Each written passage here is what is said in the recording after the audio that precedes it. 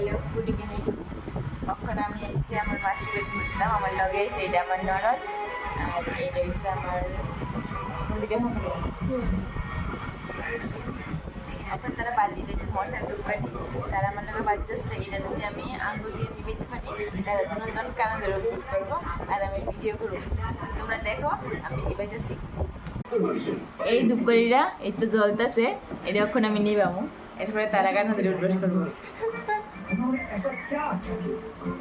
এটা নেমে এলেছি, দেখো এখন তারা দুজন কানা ধরে উঠবাস করবো।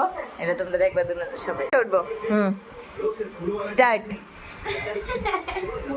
সুন্দর করে 3 4 5 5 হয়েছে 10 6 7 7 8 9 10